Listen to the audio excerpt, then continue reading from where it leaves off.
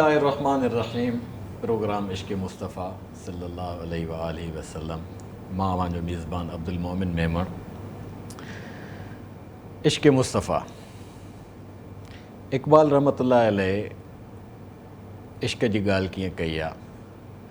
मग़ज़ क़ुरआन जान ईमा रूह दीन हस्त हुब्बे रहमतुल लिल आलमीन। क़ुरान जो ख़ुलासो ईमान जी जान ऐं रूह दीन जो रूह।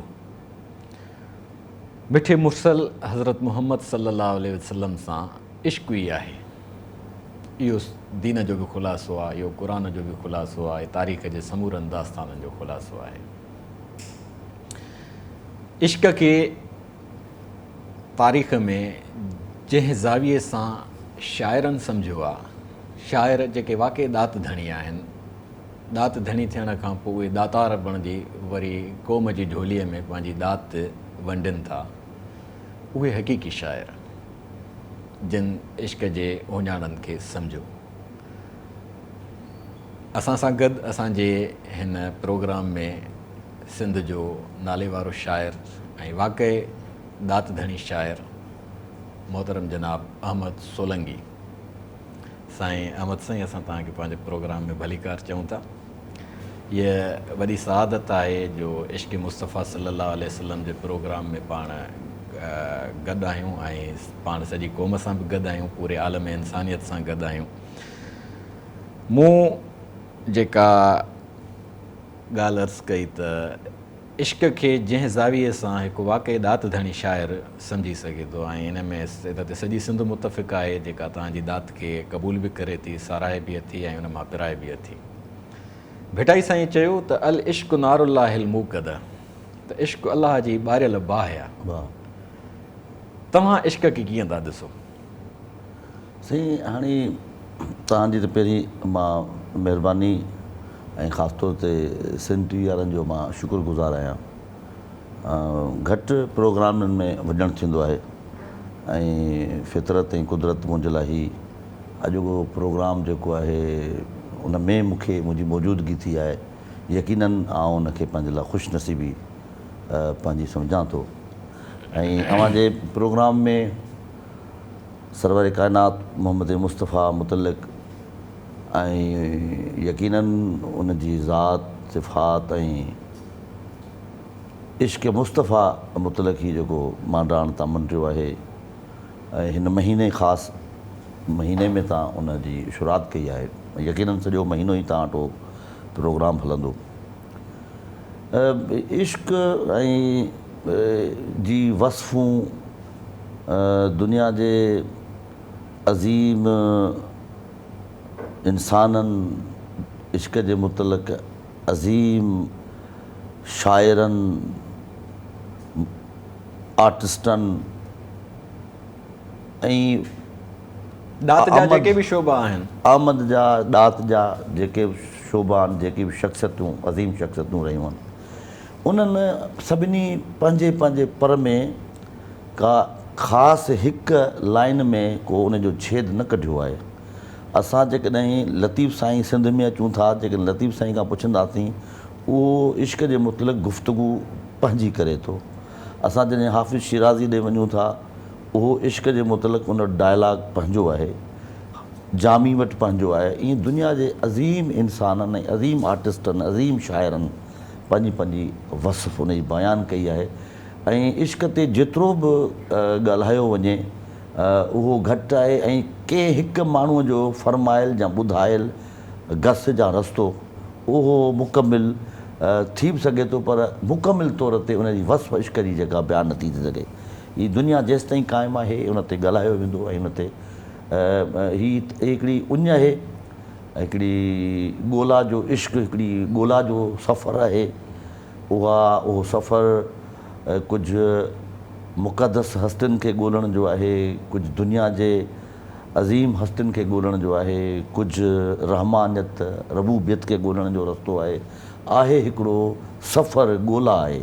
इश्क़ हिकिड़े ॻोल्हा जे सफ़र जो हिकिड़ो गस आहे जेको हर आर्टिस्टनि पंहिंजे पंहिंजे दौर में हर माण्हूअ पंहिंजो पंहिंजो ॿुधायो आहे। लतीफ़ साईं ॿुधायो त इश्क नांग ख़बर खाधनि खे पवे या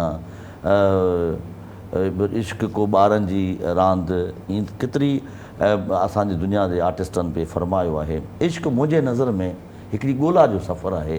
उहो ॻोल्हा ख़ुदा जी ॻोल्हा हुजे, अलाह जी ॻोल्हा हुजे। उहा जेकॾहिं रसूल जे सुनत या उनजे सिफ़तुनि जी उनजे सीरत तय्यबा जी ॻोल्हा हुजे, यकीनन इहो हिकिड़ो सफ़रु आहे। ऐं उन सफ़र जी जेसिताईं इंसानु ज़ात आहे उहा उनजो तव्हां हिकिड़ो रुबूबियत जो इस्तिलाह इस्तेमालु कयो त इहो उनवान जेको आहे इश्क जो अज़ली रूप आहे, छो त मौलाना अबुल कलाम आज़ाद रुबूबियत ते इलाही बाब लिखिया आहिनि ऐं सिफ़त अलाह साईं पंहिंजी जेका क़ुर पाक में बयानु कई आहे, पहिरीं सिफ़त अलाह उनजो ज़ाती नालो आहे। सिफ़ाती नाले जी शुरूआति रब सां कई अथई, अल्हम्दुलिल्लाह रब्बिल आलमीन या इक़रा बिस्मि रब्बिकल लज़ी। उहा क़ुर जी इब्तिदाई सूरत आहे, उहा वहीअ जी इब्तिदाई सूरत आहे, इक़रा बिस्मि रब्बिकल लज़ी। ऐं रुबूबियत जो उहो जेको मांडराण आहे उहो अलाह साईं सॼो सहेड़े समूहे माउ जे आगोश में रखियो आहे। तव्हांजो माउ सां लॻा रहियो, असां अखियुनि सां ॾिठोसीं ऐं उन सां इश्किया हिकिड़ी अदाऊं हुयूं तव्हांजूं, उहा बेचैन थींदी, तव्हांखे असां बेचैन ॾिसंदा हुआसीं। त रुबूबियत में जॾहिं पालना जो तसवुरु थो अचे त उन में माउ जो डोल हिकु औरत जो डोल आहे ऐं औरत जे डोल खे अलाह साईं जेको नरम रखियो आहे, क़ुर शरीफ़ में हुनजो फ़लसफ़ो बयानु थियल आहे त लितस्कुनू इलैहिन, त औरत जे डोल खे मूं नरम रखियो आहे त जीअं तव्हां हुनजे आगोश में सुकून हासिलु कयो। बारूतण में माण्हू माउ जे आगोश में सुकून थो हासिलु करे, जवानीअ में माण्हू पंहिंजे जीवन साथीअ जे आगोश में सुकून थो हासिलु करे। त इश्क ऐं रुबूबियत जी में तव्हां जेका हम आहंगी बयानु कई त इनखे थोरो तसलसुल ॾियो। असुल में आहे जेका आहे न तख़लीकार ऐं तख़लीकार जी हस्ती। आउं सम्झां थो त दुनिया जे सभिनी हस्तियुनि में हिकिड़ी मुक़दस उहा हस्ती आहे ऐं तख़लीकार जो हुजणु, तख़लीकार जी कुवत ऐं तख़लीकार जी जेका काइनात आहे ऐं उन काइनात में जेको कुझु बि पलजे वॾो थिए थो या उनजो नशोनुमा थिए थी, जिस्म जो टुकड़ो ठहे थो या उनजी जेको कुझु आहे, मां सम्झां थो त तख़लीकार जी हैसियत जेका आहे उहा अहम आहे। ऐं यकीनन हिकु माउ बि अहिड़ी ई मुक़दस ऐं अहिड़ी तख़लीकार आहे जेको असां जंहिं ते यकीनन असां उन हस्तीअ खे न ॾिठो आहे ऐं जेका असांखे ॾिसी रही आहे। ख़ुदा उस तसव्वुर का नाम है जो रहे सामने और दिखाई न दे। यकीनन असांखे ॾिसण में का हस्ती नथी अचे, देखा नहीं महसूस किया है मैंने, मगर उहा हस्ती उहा ॾिसंदी रहे थी ऐं उहा सभु कुझु ॾिसे थी पई। त आउं सम्झां थो त तख़लीकार जी हस्ती हिन काइनात जो वॾे में वॾो सच आहे ऐं उन हस्तीअ जो हिकु निज़ाम थिए थो, उनजो हिकिड़ियूं सरहदूं थियनि थियूं, उनजा हिकिड़ा पैमाना थियनि था, उनजा हिकिड़ा असूल थियनि था, उनजे प्यार जा उनजे पूॼाउनि जा, उनखे इबादतुनि जा, उनखे मुहबतुनि जा, ॾियण जा कई दस्तूर ऐं कई दुनिया में तख़लीक़ थिया आहिनि।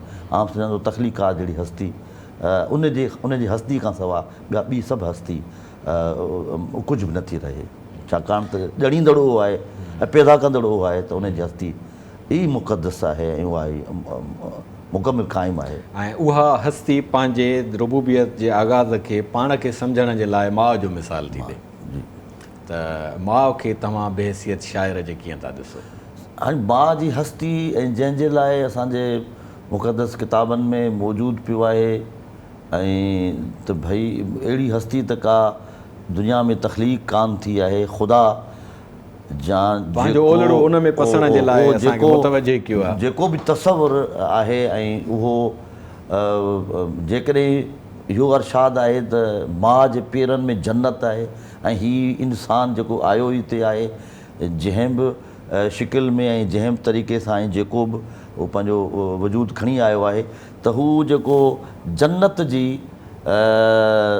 तलाश आहे या जन्नत जो घुरिजाऊ आहे, उहा जन्नत ई सॼी खणी जेकॾहिं माउ जे पेरनि में रखी वई आहे, तव्हां सम्झा थो त हुनजी अफ़ज़लियत ऐं हुनजी अहमियत ऐं हुनजी जॻह ॿी मां नथो सम्झां त उहा हस्ती, उहा जेका बि हुनखे मालिकनि धणीअ जेका हुनखे ॾिनी आहे, उहो शर्फ़ वाक़ई माउ जो आहे। माउ जहिड़ी हस्ती में माण्हूअ जी पालना ऐं उन में हुन ज़िंदगी, उन में हुनजो हिकु हिकु लम्हो, उन खां पोइ उनजो जनमु, इन खां पोइ उनजी जेका ॼम खां पोइ जेका उनजी मालिकी आहे, संभाल आहे, इन जहिड़ो को हस्तीअ में अहिड़ी का हस्ती उन जेको मिसाल मौजूदु न आहे।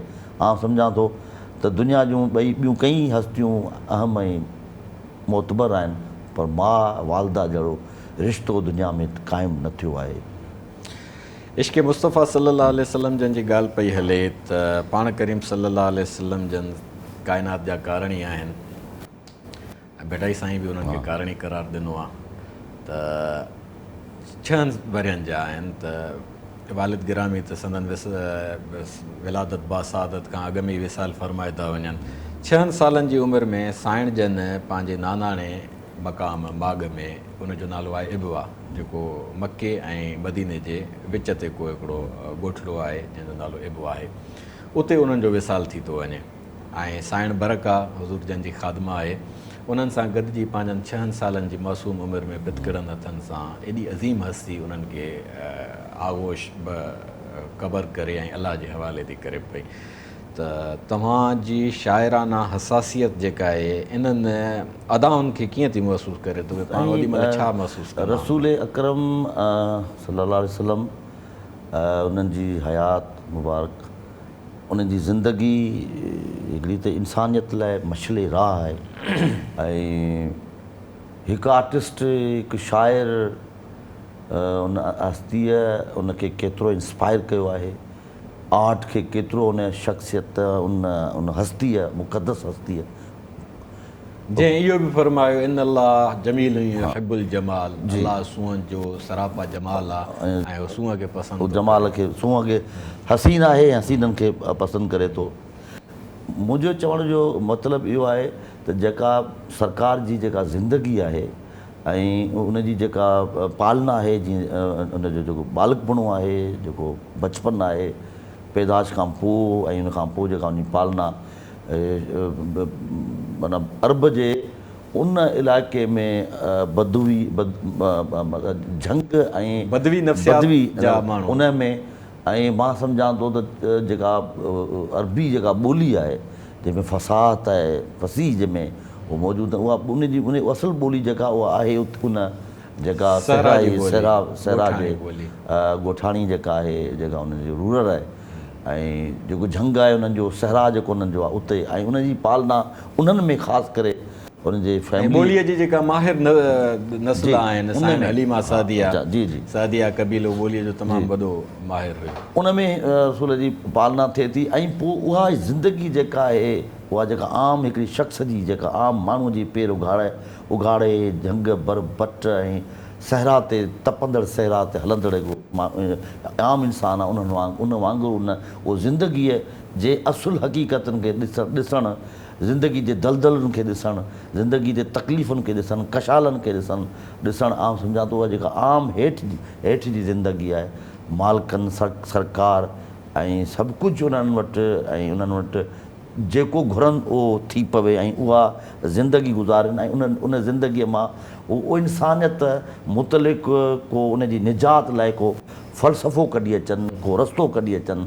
आउं सम्झां थो इहा सॼी जेका जफ़ाकशी आहे उहा उनजे शख़्सियत में उन जो वॾो अमल दख़ल आहे।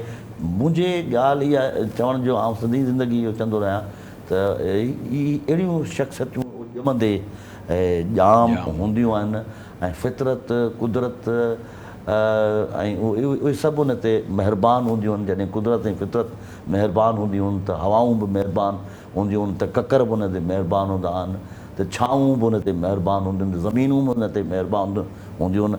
ऐं आउं त सम्झां थो त हिकु शाइर खां जे पुछिजे त अहिड़ियुनि हस्तियुनि ते जॾहिं फितरत महिरबान हूंदी आहे त अहिड़नि खे त पहाड़ बि सजदा बि कंदा आहिनि।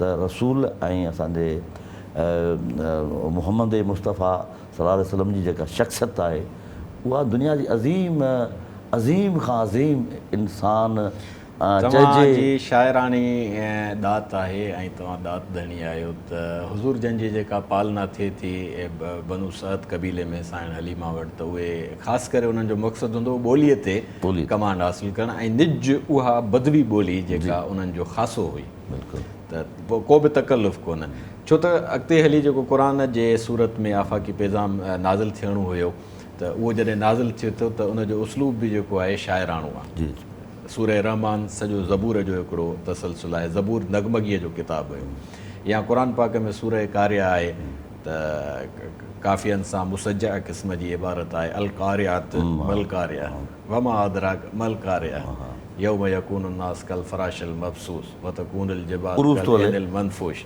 फअम्मा मन सकुलत मवाज़िनहु फहुव फी ईशत रादिया व अम्मा मन खफ़त मवाज़िनहु फ़उम्मुहु हाविया वमा अदराक मा हिय नारुन हामिया त इहो उसलूब जेको फ़साहत ऐं बलागत जो हुयो सिर्फ़ु हुज़ूर जन जे घराणे जो न तक़रीबन मजमूई तौरु उते जेके बि क़बीला रहंदा छो त क़बाइली निज़ाम हुयो उन्हनि में रहंदो त तव्हां ते जेको शाइराणो नुज़ूल थिए थो त उन शाइराणे नुज़ूल में शाइराणो नुज़ूल बि हिकिड़ी लखी क़िस्म जी वही आहे ऐं जेका हिकिड़ी त आहे शाइरी आवरदनि जिन खे माण्हू इलाद कंदो आहे हिकिड़ी आहे आमदनि जंहिंजी आमद थिए थो तव्हां कीअं था महसूसु कयो इन निस्बत खे जॾहिं तव्हां ते नुज़ूल थींदो आहे त हुज़ूर जन ते जॾहिं नुज़ूल थींदो हूंदो त उन्हनि जी छा कैफ़ियत हूंदी? अच्छा मां तव्हांखे ॿुधायां त हीअ जेको सॼा अरब जेके आहिनि उहे बुनियादी तौर ते हर अरब मां सम्झंदो आहियां त हिकिड़े शाइर जी दिलि खणी आहिनि उन्हनि वटि हिकिड़ी शाइर जी दिलि आहे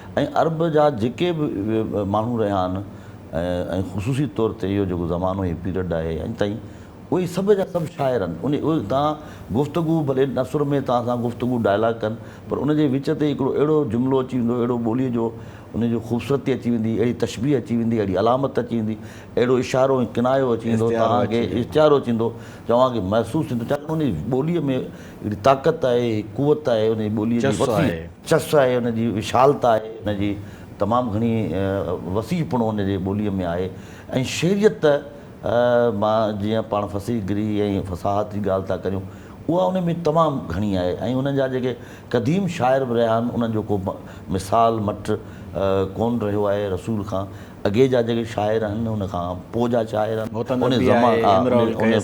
केस इहे जेके वञा त इन जी ॿोली ऐं जॾहिं क़ुर मजीद थियो आयो त जेके शाइर हुआ त उन्हनि चयो त भाई हीअ ॿोली जेको आहे न हा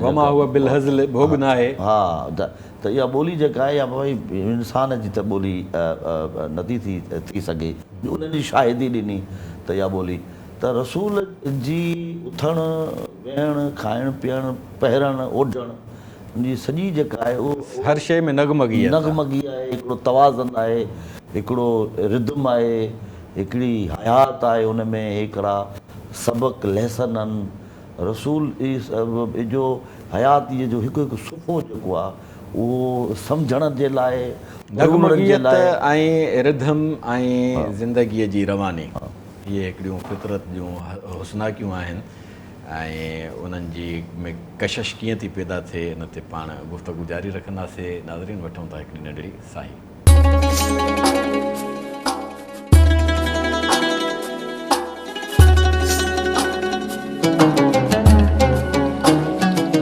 भलीकार नाज़रीन अहमद साईं इश्क़ मुस्तफ़ा सल्लल्लाहु अलैहि वसल्लम पाण सआदत माणे चुका आहियूं ऐं इहा असांजी ज़िंदगीअ जो हिकिड़ो अबदियत जो इनाम आहे नगमगियत रिदम इस्तारियत ऐं हुस्नाकी इहे सभु शयूं जेके आहिनि जॾहिं असां शेरियत सां भरपूर उन में मिठास ऐं कशिश महसूसु कयूं था त दात में उहे वधीक हिकिड़ो चस ऐं रस थियूं पैदा कनि तव्हां सिंफ़ूं केतिरियूं ई आहिनि उन्हनि सभिनी ते तब आज़माई कई आहे सभिनी खां वॾी कशिश जेका आहे इश्क़ मुस्तफ़ा सल्लल्लाहु अलैहि वसल्लम जी जेका तव्हांखे अबे अमर जे मां तुख़्म में मौरूसी तौर ते रत में शामिलु थी मिले थी पोइ छिक थी थिए मालिकनि जे दर ते मुबारक ते हाज़िरी भरण जी तव्हांखे इहा सआदत नसीब थी? हा वॾी महिरबानी असल में छा आहे त मां जीअं अखि खोली हिन जहान में ऐं पंहिंजी माउ जे हंज में हुउसि ऐं ॼमण सां ई असांजे घर में असांजे घर जो सॼो माहौल, मुंहिंजी वालदा, मुंहिंजो वाल साहब, असांजी सॼी घर जी कंपोज़िशन जेका उहा सभु आशिक़े रसूल ई रहिया। ऐं उनजो सबबु तव्हांखे हीअ ॿुधायां त जेको मुंहिंजो नालो आहे उन नालो मुंहिंजे वाल साहब ऐं मुंहिंजी कंहिंजी फैमिली ॿियो कुझु रखियो हो। नालो मां ॿुधायां त उहो मुंहिंजो नालो ॼमण सां रखियो नियाज़। त पोइ वरी जेके मुंहिंजे वाल साहब जा पीर हुया, मुर्शिद हुया, उन्हनि चयो त तव्हां जेको आहे हिन नंढड़े जो नालो रखो अहमद ऐं उन पोयां लॻायो हुसैन। त नंढे हूंदे खां ई अहमद आसमाननि ते उन नालो आहे, ज़मीननि ते मोहम्मद आहे। त उहा निस्बत ऐं उहो मुंहिंजे रत में बि शामिलु आहे। ऐं बरमला आउं पाण खे दुनिया जा माण्हू इंसान चवंदा आहिनि, आउं उनजो फ़ैन आहियां। आउं दुनिया में रसूल अकरम सल्लल्लाहु अलैहि वसल्लम जो फ़ैन आहियां। फ़ैन न आहियां, आउं उनजो आशिक़ु आहियां।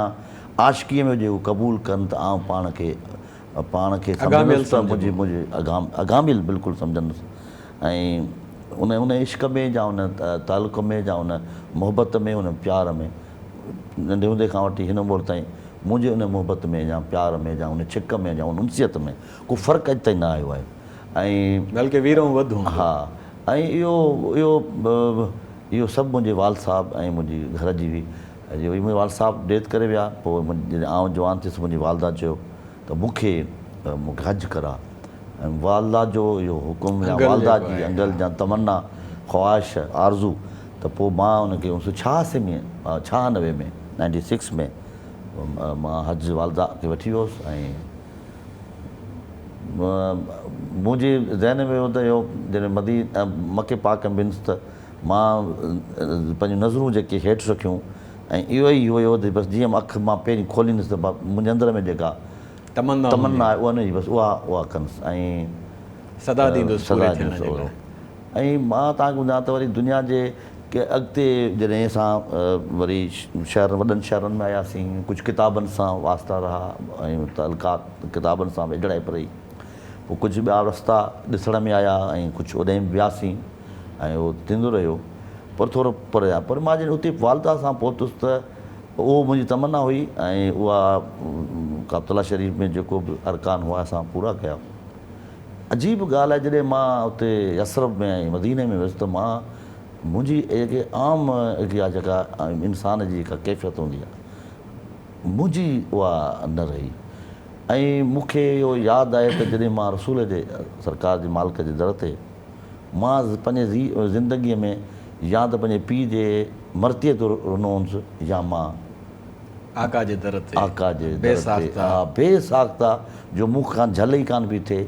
ऐं जेके बि दुनिया जूं तकलीफ़ूं ऐं जेके मामला हुआ उहे ईअं लॻा उहे ईअं आया त मां कंहिं पनाह गाह में अची वियो आहियां। ऐं उहा ई मुंहिंजी जॻह जिते मां हीअ रोई ऐं पंहिंजी दवा या पंहिंजो पाण खे धोअणु थो चाहियां।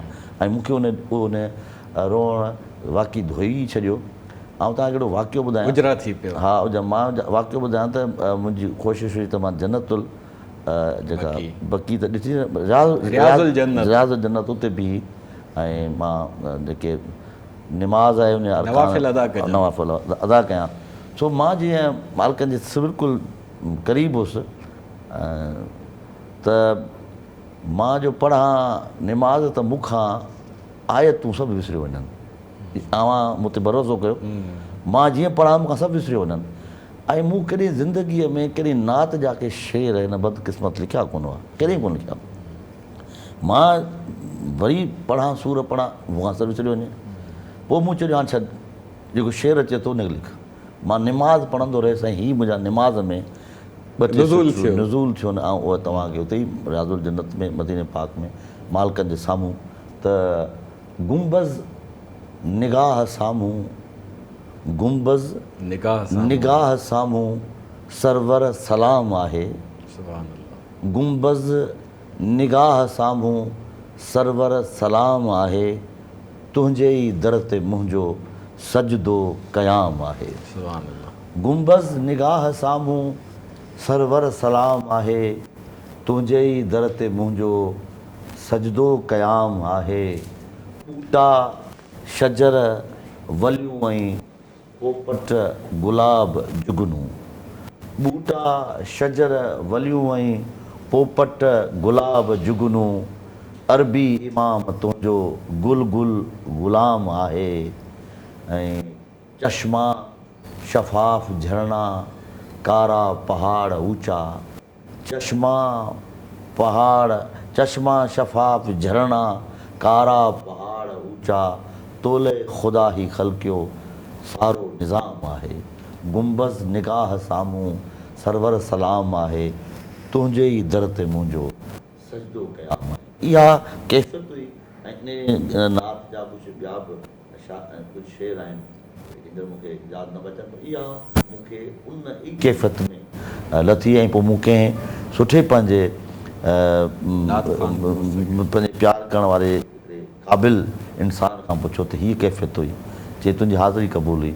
कॾहिं नात लिखी, नात जा लफ़्ज़ ईंदा हुई, मूंखे त कॾहिं नात लिखी कान हुई ऐं मूंखे न ईंदा। चई पोइ तोखां लिखाई वेंदी आहे।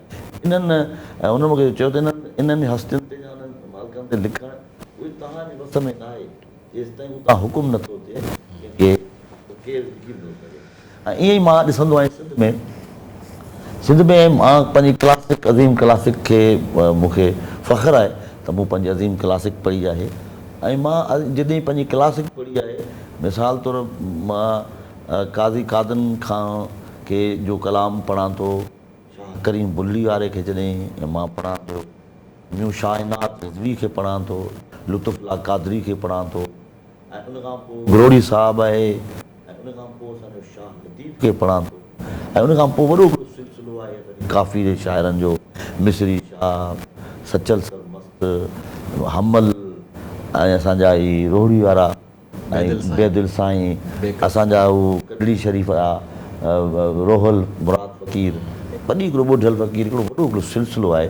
इन्हनि सभिनी सिंध जे त असांजे क्लासिकल या नीम क्लासिकल शाइर यानी कि बेत वाईअ खां पोइ जेको उरूज़ जो ज़मानो अचे थो सिंधी शाइरी ख़ुसूसी तौर ते, ऐं उन में जेको असां वटि काफ़ी आहे, ग़ज़लनुमा काफ़ी आहे, उन जा जेके बि शाइर आहिनि जंहिंजा मूं तव्हांखे नाला ॻणाया, मूंखे फ़ख़्रु आहे त मूं उनखे पढ़ियो आहे। ऐं इन्हनि खे मूं जॾहिं पढ़ियो आहे त उन्हनि वटि मालिकनि जी ऐं रसूल सरकार जी उनजे मुतलिक़ गुफ़्तगू आहे, ऐं उनखे घणो कुझु उनजी ज़ात जे मुतलिक़ मिले थो। पर पोइ जेका हिकिड़ो दौरु अचे थो जंहिंमें हिकिड़ो तरक़ी पसंदि ऐं रुजत पसंदनि जा जेके सिंध में ख़ासि करे सॼे नंढे खंड में ख़ुसूसी तौर ते ऐं पोइ वरी असांजे सिंध में बि, त उन्हनि जे मामलनि में पोइ असां कुझु लीका ऐं दायरा सिंध में निकिता। पर मां ॾिसां थो त असांजे जेके आया, असांजी जीअं अज़ीम क्लासिक आई पे, असासी शाइरी जो दौरु आयो पे, उन में इहो सभु कुझु मिले थो, ऐं उन्हनि खे ख़राज तहसीन मिले थो, उनजो ज़िक्र मिले थो, ऐं उन्हनि जे लाइ एहतराम मिले थो, उन लाइ हुब ऐं मोहबत मिले थी शाइरीअ में, ऐं उन्हनि जी ज़िंदगीअ उन जी ज़िंदगीअ जो ढंग ऐं ॾांव जेको उन जे हुजणु खपे जीअं मालिकनि जो आहे, उनजो ज़िक्र शाइरीअ में त आहे। पर जेका पोइ जदीद जेका असां सिंधी में ख़ासि करे शाइरी आहे, उन में थोरो घटि ऐं धुंधलो ऐं घटि ॾिसण में अचे थो। ऐं पर मां ॾिसां थो त सिंधीअ में ईअं, यानी कि मिसाल तौरु जॾहिं असां जदीद दौर खे खणूं था, मिर्ज़ा ख़लीज बेग वटि मिले थो, उन खां अॻे बि जेके शाइर असां वटि आहिनि उन्हनि सभिनी वटि मिले थो। पर पोइ जेकॾहिं मिसाल जदीद दौर में शेख अयाज़ साहिबु आहे, ताजल बेवस आहे, शमशिल हैदरी वटि त कंहिं हिसाब सां किथे न किथे मिले थो, कंहिं ॿिए तरीक़े ॿिए रंग में, तनवीर आहे, इमदाद वटि बि आहे किथे किथे हिसाब सां। पर जीअं हुजणु खपंदो हो जेको जीअं कंटिन्यूटी आई पई, जीअं तसलसुल आयो पिए ज़िक्र ऐं उनजो, उहो थोरो कटिजे थो। ईअं जदीद में भई वॾे में वॾो जदीद शाइर शेख अयाज़ हो। अगरि आउं सोचां थो त ऐं ॾिसां थो त इहो अहिड़ो ई दौर में होॾां शाइर वेठो आहे फैज़मंद फैज़, उहो मालिकनि जो ज़िक्र बि करे थो, फैज़मंद फैज़ ते बि लिखे थो, फैज़मंद फैज़ बि लिखे थो रसूल अकरम सल्लल्लाहु अलैहि वसल्लम जे हवाले सां उनजी ज़िंदगी जे बारे में। मजीद लिखे थो, अमजद इस्लाम अमजद लिखे थो, मुनीर न्याज़ी लिखे थो, जेके उन्हनि जा जदीद खां जदीद उर्दू जा शाइर आहिनि। ऐं उन्हनि क्लासिक उन ते तरक़ी पसंदि छा लेनिन प्राइज़ सां नवाज़िल फैज़ साहिबु हुयो या असांजा जेके ॿिया नंढे खंड जा शाइर हुया उन्हनि वटि सभिनी वटि मिलियो, पर असां वटि कुझु इन जो आहे। उर्दू में त भई वञिजे थो, उर्दू में ग़ालिब आहे, हेॾो वॾो अज़ीम शाइर आहे, अज़ीम शाइर आहे। अज़ीम शाइर लफ़्ज़ सिंधीअ में लतीफ़ साईं लाइ, उर्दू में ऐं रुॻो ग़ालिब लाइ इस्तेमालु कंदो आहे। बाक़ी शाइर आहिनि ऐं उहे बहितरीनु शाइर हूंदा, उन्हनि वटि ज़िक्र मिले थो। ऐं उन्हनि खां पोइ अचूं था पाण इक़बाल वटि। इक़बाल उर्दू शाइरीअ जो हिकिड़ो तमामु अहम शाइर आहे। जेकॾहिं उर्दूअ मां इक़बाल खे ॿार कढी छॾिबो त बाक़ी उर्दू जेके पोयां शाइर इक़बाल खां पोइ आया आहिनि फैज़ समेत वारनि, उन्हनि खे इहो डिक्शन या इहा ॿोली या इहा वेकोबलरी, इहो शब्द भंडार उनखे नसीब न थिए। ग़ालिब इक़बाल जी ग़ालिब खां पोइ या दाग़ खां पोइ मीर खां पोइ इन्हनि जी खां पोइ इक़बाल जी हिकिड़ी मुस्नद हैसियत आहे। उन छा नज़्म लिखिया आहिनि ऐं उन जा हिकु हिकु नज़्म मस्जिद करतबा या उन ते आहे, फारसी में कमाल आहे, या सिंधी उर्दू में जो की वफ़ा मोहम्मद से तूने तेरे हैं ये जहां चीज़ है क्या लोहो कलम तेरे हैं। ऐं ईअं ॿियनि केतिरनि शाइरनि। अच्छा, वॾे वॾो जेको उजाला कर दे, ईअं ई असुल में उर्दूअ खे ऐं सिंधीअ खे बराए रास्त जेका ॿोलीअ मुतासिर कयो आहे ख़ुशूसी तौर ते शाइरीअ, उहो कयो आहे फारसीअ। ऐं फारसी जा जेके तव्हां जामी, मौलाना जामी या शीराज़ी, जेके बि उर्फ़ी जेके इहे शाइर आहिनि, सादी उमर ख़याम, उन्हनि वटि ज़िक्र कमाल जो, हसी कमाल जो ज़िक्र मालिकनि जो अचे थो ऐं असां वटि उहो ज़िक्र न आहे। ऐं उहो उन जा कारण कहिड़ा मुंहिंजो उहो न आहे, पर मां हिन हिकिड़ी जेको तव्हांखे ॿुधायमि त इहो जेको कुझु आहे यानी उहो तसलसुल आहे या निस्बत आहे जेका तव्हांखे पंहिंजी तारीख़ सां ॻंढींदी थी अचे, तारीख़ सां ॻंढींदी अचे। ऐं रूहानी शाइर जे सॻे में हिकिड़ी तव्हांखे ॿुधायां अब्दुल मोमिन साहिबु, शाइर जेको आहे न उहो दुनिया जो कहिड़ो बि शाइर हुजे ऐं कहिड़ी ॿोलीअ जो शाइर हुजे ऐं कहिड़े बि मज़हब सां तालुक़ रखंदड़ हुजे, उन वटि जेकॾहिं रूहानियत मरी वई ऐं उन वटि जेकॾहिं रूहानियत नाहे त पोइ हू शाइर बेजान थी सघे थो। उहो बेजान शयुनि में जान विझण जी कुवत न रखी सघंदो। जेको रूहानियत खां पालो आहे, जेको रूहानियत खां ख़ाली आहे, उहो शाइर उहो बेजान में जान विझण जी कुवत नथो रखे, विञाए वेंदो। सो शाइर दुनिया जो कहिड़ो बि शाइर हुजे, उनजो रूहानियत सां तमामु वेझड़ो ऐं रूहानियत जी मिटीअ मां उनखे उनजी ॻोयो वियो आहे। ऐं जेको रूहानियत जी मिटीअ मां ॻोहियल आहे, उनजे लाइ उन ते वाजिबु आहे त सभिनी मज़हबनि ऐं उनजे मुबलगनि जो एतिराम उन ते वाजिबु आहे। ऐं ईसा बि एतिरो मोहतरम ऐं अफ़ज़ल आहे ऐं मूसा आहे। जेकॾहिं ईरान खे को ज़रतश जी सूरत में आहे, गौतम जी सूरत में, सभिनि जे लाइ एतिराम आहे। ऐं 1.25 लख अंबिया आहिनि ऐं उन्हनि में जेके बि ज़िक्र जिन जा आहिनि ऐं जिन जा न आहिनि उहे सभई, ऐं जिन ते मुल्क बि छा आहिनि, जापान जहिड़ो हेॾो वॾो मुल्क बीठो आहे, पंहिंजे चवां चाइना हेॾो पंहिंजो पाड़ेसरी मुल्क आहे उहो बीठो आहे, केतिरा ॿिया मुल्क बि छा आहिनि उन्हनि पंहिंजनि मज़हबी। पर उहे जेके उन्हनि ॿोलियुनि जा जेके शाइर आहिनि, बुनियादी तौर ते उन्हनि जो सिधो अणसिधो रस्तो रूहानियत सां आहे। ऐं ईअं ई जेकॾहिं को मुस्लिम शाइर आहे, मिसाल तौरु अवां शाइरी पढ़ो, जदीद शाइरी उनजी पंहिंजे चवां महमूद दरवेश जी फ़लस्तीन मां, महमूद दरवेशी जी शाइरी पढ़ो, या ईरान मां जदीद शाइर 1925 में ॼाओ आहे अहमद शामिलो, ईरानी शाइर आहे। तव्हां उनजी शाइरी पढ़ो, रसूल उनजी महमूद दरवेशी पढ़ो, अव्हांखे बिल्कुलु पंहिंजे क्लासिक सां, जेकॾहिं महमूद दरवेश आहे त पंहिंजे क्लासिक सां गॾु अचे थो ऐं पंहिंजे रवायतुनि सां गॾु अचे थो, पंहिंजे रूहानी रस्तनि सां गॾु अचे थो। जेसि ताईं पंहिंजे रूहानी रस्तनि सां, पंहिंजे क्लासिक सां, पंहिंजे अज़ीम के ॿोलीअ सां गॾिजी न ईंदो त पंहिंजे जिन माण्हुनि खे ॿुधाइणु चाहे थो उन दिलि खे धड़काए कीअं सघंदो, उनखां सवाइ कीअं थो रही सघे। त उन वटि बि महमूद दरवेश वटि उहो ओलड़ो, उहो अक्स ऐं उहा शइ ऐं उहा अलामत, ऐं उन में रसूल अकरम सल्लल्लाहु अलैहि वसल्लम जे जा फरमायल मूंखे अवांखे अजीब कमाल जी ॻाल्हि आहे, मुंहिंजी मुनी नियाज़ी सां कचहरी थींदी, मुनी नियाज़ी चवंदो बेटा मैं जो शायरी करता हूँ आपको पता है मैं बहुत सारे मुताला करता हूँ। मैंने कहा आप गालिब को पढ़ते होंगे, मीर को पढ़ा होगा और विलायत में शायरों को पढ़ा होगा। हाँ हाँ वो पढ़ लिया और भी है, तुम्हें बताऊँ राज की बात। मैंने बताएं कि बोला कि मैं कुरान शरीफ को पढ़ता हूँ और कुरान शरीफ में जो तशबीहात हैं, जो दलाइल हैं, जो अलामात हैं, मैं उनसे इतना मुतासर होता हूँ, इतना मुतासर हूँ कि मेरी शायरी को अगर गौर से पढ़ोगे तो आपको मालूम हो जाएगा कि मेरा कुरान कितना पढ़ा हुआ है। तो ईअं पंहिंजे ईअं फैज़ जो जेको मशहूरु कलम आहे त नज़म अथसि त जब धरती धड़ धड़ हाँ धड़केगी, उनमें इहो अलकारियत मलकारियत हाँ उहो आहे, वज़न बि उहो आहे।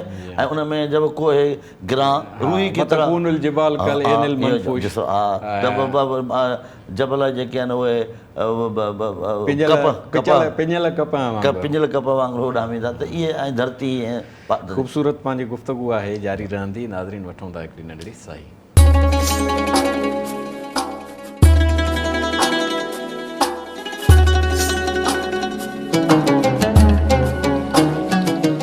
भलीकार नाज़रीन, जी अहमद साईं, त नुज़ूल हिकिड़ी दात आहे शाइरीअ जे इन तसलसुल में। तव्हां पंहिंजे आलमी शाइरनि जी सां हिकिड़ी मनसूब ॻाल्हियूं जेके हुयूं ऐं इन ॻाल्हि ते तव्हां गुफ़्तगू पए कई त रूहानियत जेकॾहिं उन्हनि खां वठी छॾियो त उहे लफ़्ज़नि में साह न विझी सघंदा।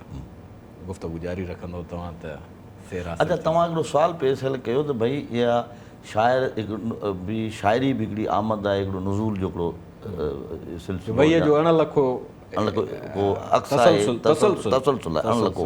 अणलखो तसलसल। हा, उन में तव्हां चइबी कैफ़ियत। हाणे तव्हां इहो बि हिकिड़ी कमाल जी हिकिड़ो सुवालु आहे त भई दुनिया जा जेके बि तव्हां आर्ट मूं पढ़िया आहिनि, मिसाल तौरु वान गोग चवंदो त भई जॾहिं तेज़ जेका उस आहे मुंहिंजे माना तारूअ ते जॾहिं तेज़ उस पवे थी तॾहिं मुंहिंजे रंग जा बुर्श जा रंग खुलनि था। ऐं किन शाइरनि ते ऐं आर्टिस्टनि ते पंहिंजी पंहिंजी कैफ़ियत थिए थी। ऐं यकीननि ईअं आउं तव्हांखे ॿुधायां जॾहिं मूं वटि का सिट लही ईंदी आहे त या त लॻंदो ईअं त हाणे नांग सरापे वियो आहे जो को बुत में सत ऐं कोन्हे को, या छा थी रहियो आहे, ऐं निहार हूंदे बेनिहार थी वियो आहियां, आस पास छा आहे, केरु वेठो आहे, केरु किथां पियो गुज़रे, को पंहिंजो पतो न हूंदो आहे।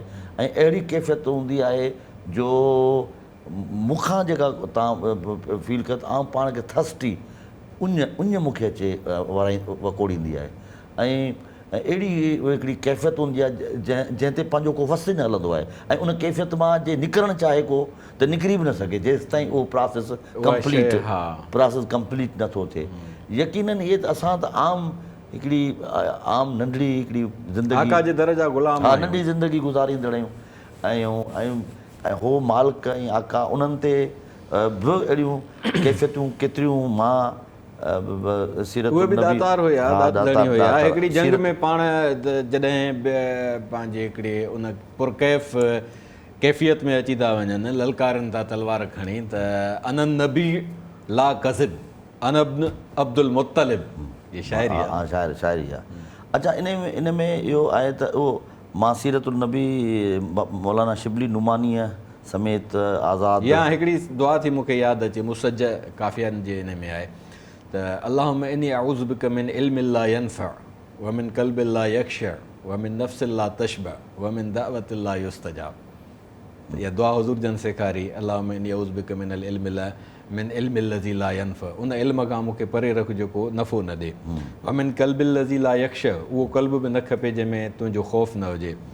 व मिन दअवतिन ला युस्तजाब, अल्लाहुम्मा इन्नी अऊज़ु बिका मिन इल्मिन ला यनफ़अ व मिन क़ल्बिन ला यख़शअ व मिन नफ़्सिन ला तशबअ, अहिड़ो नफ़्स बि न खपे जेको ड्रापजे ई न। व मिन दअवतिन ला युस्तजाब, अहिड़ी दुआ बि मूंखे घुरण जी तौफ़ीक़ न ॾे जेका क़बूल ई न थिए। इहे सभु यकीननि क़ुरान मजीद अरबी अचे थी जंहिंखे उहो त वॾो स्वभाव उनजो वॾो भाग वारो आहे। पर जेकॾहिं तव्हां तर्जुमे सां बि ऐं ख़ुशूसी तौर ते ॿियनि बि कया आहिनि, मौलाना अबुल कलाम आज़ाद जो जेकॾहिं तर्जुमो आहे ऐं तव्हां उनखे पढ़ो था, ॿियनि बि घणा त उन में तव्हां पढ़ंदा त तव्हां मां शाइरी त उनखे कोन थो चवां पर मौलाना शाइर त रहियो आहे। हा पर शाइर जेको हूंदो उहो जॾहिं नसुर लिखंदो। माना शाइर जे हुजे नसुर भले नसुर न लिखंदो शाइरी कंदो हुजे ऐं नसुर सां उन वास्तो हुजे। हिकिड़ा शाइर उहे आहिनि जेके रुॻो शाइरी पढ़ंदा आहिनि, हिकिड़ा शाइर उहे आहिनि जेके नसुर पढ़ंदा आहिनि ऐं जेके नसुर निगार हूंदा आहिनि उहे रुॻो नसुर जेके पढ़ंदा आहिनि उहे उनजो नसुर पढ़ंदा आहिनि, पर उहे जेके नसुर निगार आहिनि जेके शाइरी पढ़ंदा आहिनि उन में निखार ईंदो आहे। ईअं मुंहिंजो चवणु इहो आहे त क़ुर मजीद जेको पढ़ंदो न उहो उन में निखार उनजी जेका शाइर आहे त उन ॿोलीअ में उनजे ट्रीटमेंट में उनजी फ्रेशनेस में उनजे दलील में कुवत तमामु घणी अचे थी, छाकाणि त हिकिड़ो रहमानियत जो हिकिड़ो सिधे सिराते मुस्तक़ीम जो रस्तो ॾेखारींदड़ हिकिड़ी असां वटि गाइड आहे, हिकिड़ो दस्तावेज़ आहे त उहो उन में उन खां उहो जेको अहले दिलि हूंदो ऐं अहले माना शाइर हूंदो उहो मां सम्झां थो त उहो उन खां रही न सघंदो। ऐं ईअं दुनिया जूं ॿिया बि जेके आसमानी सहीफ़ा आहिनि या जेके ज़मीनी किताब आहिनि उहे उन्हनि जी वॾी हिकिड़ी हैसियत आहे, मुस्तक़िल हैसियत आहे असांजी ज़िंदगीअ में ऐं उन्हनि वॾो इनकलाब रिवोल्यूशन आंदो आहे ऐं उनजी अहमियत खां असां इनकार नथा करे सघूं। इक़बाल जूं सिटरूं जूं मूंखे यादि अचनि इश्क़ मुस्तफ़ा जे हवाले सां।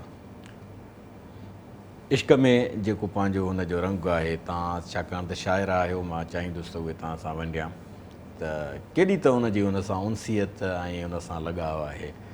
तू गनी अज़ हर दो आलम मन फ़क़ीर, रोज़ महशर उज़ुर हाए मन पज़ीर, गर तुम्हें बीनी हिसाबम नागुज़ीर अज़ निगाह मुस्तफ़ा पिन्हा बगीर। अल्लाह साईं तूं गनी आहे, मां तुंहिंजो फ़क़ीर आहियां।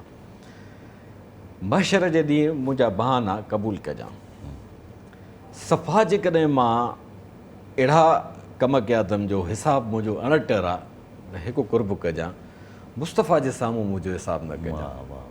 इहा हिकिड़ी हुनजी इश्क़ जी अदा हुई। त इक़बाल खे तव्हां इश्क़ मुस्तफ़ा जे रंग में रंगियल ॾिठो, तव्हां अहमद हुसैन तव्हां ते मुर्शिद साईं जो नालो पियो त हुसैन साईं जी निस्बत जेका आहे, छो त हज़रत हुसैन साईं नबूअत जे असरार मां ईसार ऐं क़ुर्बानीअ जो हिकिड़ो आख़िरी किरदारु आहे जंहिं जहिड़ी क़ुर्बानी वरी रोज़े महशर ताईं धरतीअ ते केर बि नथो ॾेई सघे।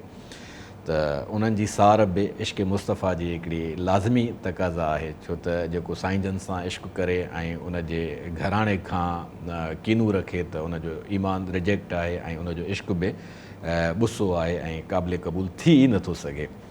त पाण करीम सल्लल्लाहु अलैहि वसल्लम जन पारातूं बि फरमाए विया, ज़ाहिरी ॻाल्हि आहे हज़रत हुसैन साईं शबीह रसूल हुया, हुज़ूर जन सां हुया। त अहल बैत किराम सां जेका मानूसियत थिए थी त उन हवाले सां तव्हांजी दात बि तॾहिं तव्हां ते महिरबानी थी आहे जो तव्हां अहल बैत ते कुझु लिखियो हुजे। हा, उहो रस्तो घर हिकिड़ो ई आहे, उहो ई साॻियो रंग आहे ऐं यकीनन ही इश्क़ जी ऐं तालुक़दारीअ जी ऐं महसूसु करण जी शयूं आहिनि त माण्हू उन्हनि शयुनि ते कीअं लिखे थो ऐं इहो तव्हांखे हुजणु खपे त जेको तव्हां लिखो था तव्हां सोचे सम्झी नथा लिखो ऐं अहिड़े क़िस्म ते तव्हां त सोचे सम्झी लिखी नथा सघो ऐं जे तव्हां लिखंदा सोचे सम्झियल जेका शइ लिखंदा उहा ॿुधाइण खां पोइ पतो पवंदी त सोचियल सम्झियल लिखियल आहे। हीअ शाइरी हिन ते नाज़िल न थी आहे पर हीअ पाण शाइरीअ ते नाज़िल थियो आहे, अहिड़े क़िस्म जी ॻाल्हि। हा, ऐं मां तव्हांखे ॿुधायां त असांजे घर में त भई सॼो वक़्तु इहो हूंदो, असांजूं ज़ाइफ़ूं औरतूं न्याणियूं वॾियूं असांजूं वालदा समेत मासियूं सभु पुफियूं ऐं उहो सॼो माहौल असां वटि अहिड़े क़िस्म जो हुयो, असांजे जवान थियासीं। अवां त अजीब ॿुधायां, मुंहिंजे पीउ जो जेको वॾे में वॾो शौक़ु हूंदो उनखे वॾो शौक़ु इहो हूंदो त हीउ वॾो थींदो त हाणे वॾो ख़तीब कंदुसि, हाणे उहो उनजी तमन्ना हुई ऐं कंदो त सभु धणी आहे उन ते हथ में शयूं आहिनि।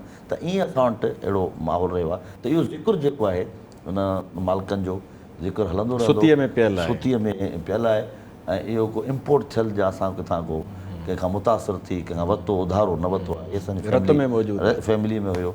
ऐं ईअं कुझु सेटूं आऊं तव्हांखे तव्हां अहल बैत इश्क़ हुसैन करबला जे ऋण में जीअं ई पेर हुन पंहिंजा धरिया, करबला जे ऋण में जीअं ई करबला जे ऋण में जीअं ई पेर हुन पंहिंजा धरिया विया, करबला जे ऋण में जीअं ई पेर तो पंहिंजा धरिया, करबला जे ऋण में जीअं ई पेर तो पंहिंजा धरिया, तो पंहिंजा धरिया विया खुली तुंहिंजे कफ़े पा हेठि दर फिरदोस जा। सुभान अल्लाह। करबला जे ऋण में जीअं ई पेर तो, ॾिसो ॿुधायां थो त मुंहिंजा तुर लूंह कांडार थी आहे, हर ॿुधंदड़ जी लूंह कांडार थी, शर्त आहे त ईमान हुजे। करबला जे ऋण में जीअं ई पेर तो पंहिंजा धरिया विया खुली तुंहिंजे कफ़े पा हेठि दर फिरदोस जा, खूने अतहर जा फुड़ा जीअं थे वुठा उन वक़्तु ॼण,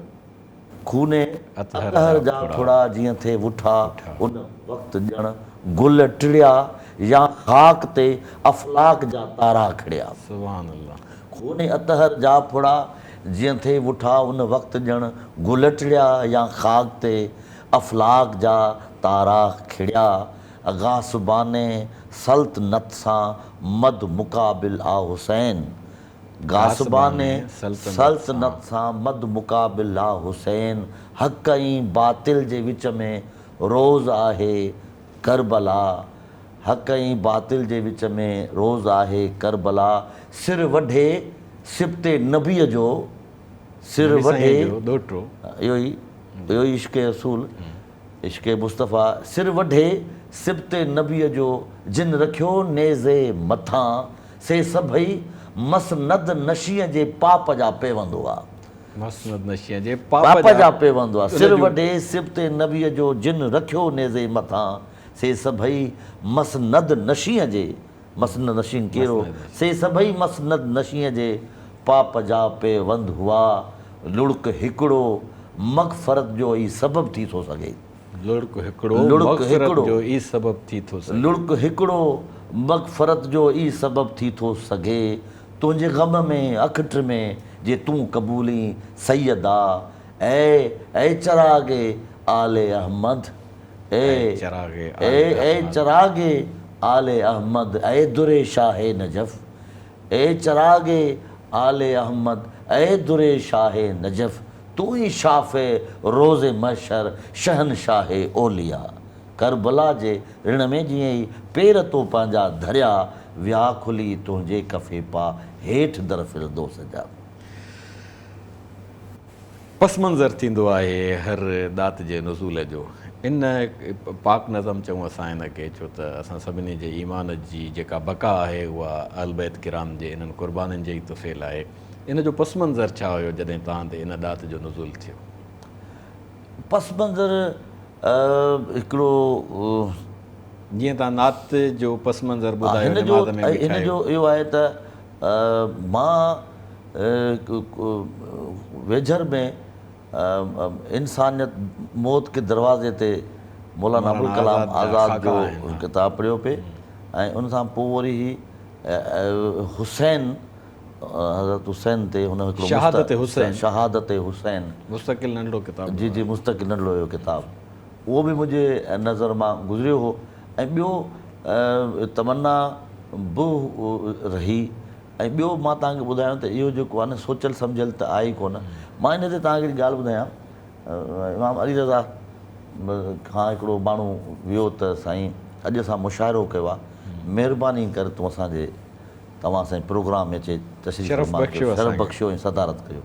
उन जवाबु हिन दफ़े न, पोइ वरी ॿिए दफ़े हलंदासीं, साल गुज़रियो वरी ॿिए दफ़े हमरा आयो त साईं हाणे हलो, महिरबानी सभु शोरान तव्हांजे घर जे मुतलिक़ ज़िक्र आहे ऐं उनजो ई ॻाल्हि ॿोल थींदी, सभु शाइर तव्हांखे ख़राज ते चई बाबा हिन दफ़े बि न आहे। टियों दफ़ो जॾहिं माना आया त सरकार मुसल ते निमाज़ पे पढ़ी ऐं सलाम जीअं वरियानि त हुन शख़्स ते नज़र पियो त हेॾे त मुसल जंहिं ते वेठा हुन मां हिकिड़ो कागर कढी हुन शख़्स खे ॾिनो, हुन शाइर खे ॾिनो, त हुन शाइर खे जेको उन ॾींहुं साईं जे महफ़िल में जेको पंहिंजो शेर जेको पढ़णो हुउसि उहो हुनखे पंहिंजो शेर त चए थी ही, चई बाबा जेसिताईं असां जेसिताईं न करियूं इहो हुकुम तेसिताईं केरु असांजे घर ते लिखी नथो सघे।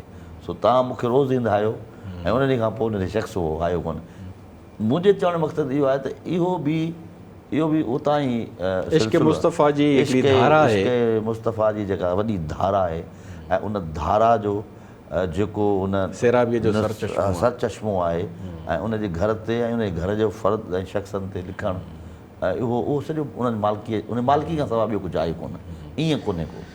सिंध सॼी यकीननि तव्हांखे ॿुधी ऐं तव्हांखे ॾिसी हिन रंग में सरी थींदी, छो त मूं महसूसु कयो आहे त असांजी सिंध में शऊर जे बजाए विगाणप खे शऊर जे नाले में घणो नौजवाननि में टुंबियो वियो आहे।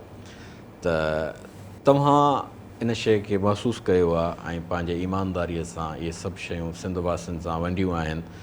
हिकिड़ो पैगाम, छो त उथो वियो था तव्हां पाण बि असां बि उन जवानीअ जे उन स्ट्रेस वारी कैफ़ियत मां गुज़रिया आहियूं, हाणे बि मथां गुज़रंदा हुजूं, हालतूं अहिड़े क़िस्म जूं आहिनि। त हीउ हिकिड़ो ईमान परवर पुरकैफ़ माहौल आहे, पुरकैफ़ मौज़ू आहे। तव्हां शान अहल बैत में शेर पढ़णु शुरू था कयो, अलाए केतिरा दफ़ा पढ़ियो हूंदव, लूंहं कांडार जी थी वञे। इहा हिकिड़ी अंदर जी उभार आहे जेका माण्हूअ खे पंहिंजो निजपिणो ॾेखारे थी त बाबा तूं असुल में माण्हू आहीं ऐं तो में हिकु जेका ईमान जी लहर आहे उहा पंहिंजे क़ुर शरीफ़ में आहे न, तक़्शइर मिन जुलूदहुम, त लूंहं कांडार जी वञे, इहा ईमान जी अलामत आहे। त उहा तव्हांखे महसूसु थी, तव्हां महसूसु बि करायो, असांखे बि ख़ुशी थी। त नौजवाननि खे असां इश्क़ मुस्तफ़ा सां सरशार थियण जे लाइ कहिड़ो पैगाम ॾियूं? छो त ॿ इंतिहाऊं आहिनि, हिकिड़ा उहे माण्हू जेके इश्क़ मुस्तफ़ा खे विकिणनि था ऐं इश्क़ मुस्तफ़ा आहिनि कोन, छह सां आहिनि सफ़ा। हिकिड़ा उहे माण्हू जेके वरी ख़ुदि मुस्तफ़ा साईंअ सां ॼण त वेर था रखनि पिया ऐं नौजवाननि खे उन्हनि खां विगाणो था कनि। असुल में इहे ॻाल्हियूं ऐं सॼो मामिलो जेको आहे न, इहो हिन ते डिबेट करणु या न गुफ़्तगू करणु, इहा आहे सियासी ख़बरूं। हीअ जेका असां इश्क़ मुस्तफ़ा जी ॻाल्हि था कयूं, नौजवान ऐं जेकॾहिं को ॿुधणु चाहे थो, मूं दुनिया जे केतिरनि शख़्सनि ऐं शख़्सियतुनि ऐं उन्हनि जे सरबराहनि ऐं ऑटोबायोग्राफियूं या उन लाइफ खे सॼी दुनिया खे पढ़ियो आहे। ऐं मज़हबी जेके बि रहिया आहिनि, उहे पैगम्बर हुजनि या ॿियूं हस्तियूं हुजनि, वलीउल्लाह हुजनि ऐं सूफ़िया कराम हुजनि, दुनिया जा अज़ीम दुनिया जा, ऐं सिर्फ़ु मुहम्मद मुस्तफ़ा जी हिकिड़ी आहे जंहिं मूंखे हुन सां ॿधी ऐं ॻंढे जोड़े पियारे छॾियो आहे। उहो मां ई ॾिठो आहे तारीख़ में। हा, लायो लाम अल, असां लिखियो जीअं लायो लाम अल फज़ी, बिल्कुलु एग्ज़ैक्ट ईअं असां लिखियो, असां कातिब लिखनि जीअं लायो लाम अल फज़ी, कातिब लिखे जीअं असां पिरी ईअं रहियो आहे रूह में। कातिब लिखियो जीअं लायो लाम अल फज़ी, कातिब लिखे जीअं लायो लाम अल फज़ी, असां सॼण तीअं रहियो आहे रूह में। ऐं इन उहो बि उन मां ॿड़ो जरते पखी जीअं असां सॼण तीअं रहियो आहे, शाकरी में। मुंहिंजो मां जेका ॻाल्हि कयां थो ऐं उहा नौजवाननि लाइ ऐं कंहिंजे लाइ, त रसूल सरकार पंहिंजे हयात में का कॾहिं ज़िंदगीअ में पंहिंजी तलवार कढी, पंहिंजे म्याण मां तलवार कढी कंहिं ते रुॻो ताणी आहे, ओलारी आहे। जेकॾहिं काइनात में अहिड़ी शख़्सियत कंहिं पखी पुखण, इंसान त पंहिंजी जॻह ते कंहिं पखी पुखण खे बि हुन उनजी ज़िंदगी ज़िंदगी न लताड़ी आहे या उनखे ख़तमु न कयो आहे। ऐं केतिरनि पाण बिल्कुलु जंगुनि में या मामलनि में विया आहिनि, पर पंहिंजे ज़ुल्म जे निज़ाम खे ख़तमु करण लाइ, पर पाण पंहिंजे तलवार सां या पंहिंजे धक सां कंहिंखे बि शहीद, इहा तारीख़ हिते त गवाही शाहिद जी आहे, शाहिदी आहे, त उहो तॾहिं त रहमतुल आलमीन आहे। भई रुॻो मुस्लमाननि जे लाइ, रुॻो कंहिं इन्हनि जे लाइ न आहे, उहो त सॼी दुनिया जे लाइ आहे। ऐं जॾहिं जॾहिं दुनिया बेदार थींदी, जॾहिं जॾहिं दुनिया ॻोल्हींदी, जॾहिं जॾहिं बि सच जे तलाश में निकिरंदी, ऐं जॾहिं जॾहिं सच जे तलाश में निकिरंदी, त हिकु पैगम्बर अहिड़ो त ज़रूरु ॾिसण में ईंदो जेको तलवार म्याण में रखे थो, पर तलवार म्याण मां कढी कंहिं बि शख़्स खे, कंहिं बि मुखालिफ़ खे, कंहिं बि माण्हूअ खे, कंहिं मूंखे हाणे त छा पर उलारे नथो। अहिड़ी हस्ती काइनात सॼे में अव्हां खे ऐं नौजवाननि खे इहे सबक़ लभनि। इन खां वधीक अहिंसा, इन खां वधीक अमन, इन खां वधीक सुकून शांती केरु बख़्शे सघे थो? ऐं ज़िंदगीअ जो हसीन रस्तो केरु ॾेखारे सघे थो जंहिंमें फ़क़ति अमुन हुजे, फ़क़ति मुहबत हुजे, इश्क खे अफ़ज़लियत हुजे, मुहबत खे अफ़ज़लियत हुजे ऐं ॻोल्हा ॻोल्हा वारे पस मंज़र में कंहिं बि हस्ती जी ॻोल्हा जी तलाश जो अमुन सां भरियल हिकिड़ो ख़ाली रस्तो हुजे, ख़ुशबूदार रस्तो ॾेखारींदड़ हुजे ऐं उन रस्ते ते केतिरियूं नहरूं ॾेखारींदड़ हुजे, थधा वण ॾेखारींदड़ हुजे, अहिड़ो कहिड़ो पैगम्बर आहे। आउं सम्झां थो त इहा मुहबत पाए मन में रसूल खे ऐं उनजे हयात खे मुहबत पाए मन में ई ऐं थधाई ऐं सुकून सां, ख़ुशूसी तौरु संजीदगीअ सां ऐं ख़ुशूसी तौरु नकाद खे ॿाहिरि कढी वठिबो, उनखे पढ़ण जे लाइ नकाद खे ॿाहिरि कढी पढ़ी वठंदो त नौजवान खे पंहिंजो महबूब मिली वेंदो। वरी महिरबानी तव्हांजी अहमद साईं। नाज़रीन, त पंहिंजे गुफ़्तगूअ जो जेको निचोड़ थियो सो इहो थियो त मुहबत पाए मन में जॾहिं इश्क मुस्तफ़ा जा रंदा रोड़बा त उते अकुल खे दख़ल न ॾिबो, उते तनक़ीद जी गुंजाइश बाक़ी न रखबी, छो त ईमान में सिरड़ो निमाइबो आहे, सोचबो नाहे। ऐं हिकु अहिड़ी हस्ती अहमद साईं चवाणी, बल्कि तारीख़ सॼी इन शइ जी गवाह आहे, जंहिं पंहिंजी ज़िंदगीअ में कॾहिं कंहिं ते वार त छा ओलार बि न कई हुजे, उन जहिड़ी ॿाझारी ऐं शफ़ीक़ ऐं मुहबत भरी, बल्कि मुहबत जो सरचश्मो हस्ती काइनात में कंहिं बि कुर्रे ते, कुर्रे अर्ज़ ते, कंहिं बि ख़िते में कंहिंखे बि नसीब न थी आहे। इहे असांजा भाॻ आहिनि जो असांखे मिठे मुरसल हज़रत मोहम्मद मुस्तफ़ा सल्लल्लाहु अलैहि वसल्लम जन जहिड़ी प्यारी हस्ती नसीब थी आहे। असां उन्हनि जा उम्मती आहियूं, असां उन्हनि जा पैरोकार आहियूं, असां उन्हनि ते ईमान आणियूं था। असां पंहिंजे हर खेप में, नौजवान हुजनि, उसरंदड़ जवान हुजनि, करड़वड हुजनि, पोढ़ा हुजनि, असांजूं न्याणियूं हुजनि, अमड़ियूं भेनरूं हुजनि, सभु असां गॾिजी जॾहिं पंहिंजी इन हस्तीअ सां इश्क जो उहो पेच पाईंदासीं त असांजा बेड़ा पार थींदा। जेकॾहिं इश्क जो पेश न पातो थिए त असां भांवाटियूं खाईंदासीं, भटकंदा रहंदासीं ऐं को बि असांखे दॻु हथु नथो अची सघे। सब्सक्राइब करियो असांजो official YouTube channel Sindh TV HD Islamic ऐं वधीक अपडेट लाइ बेल आइकन ते क्लिक करियो।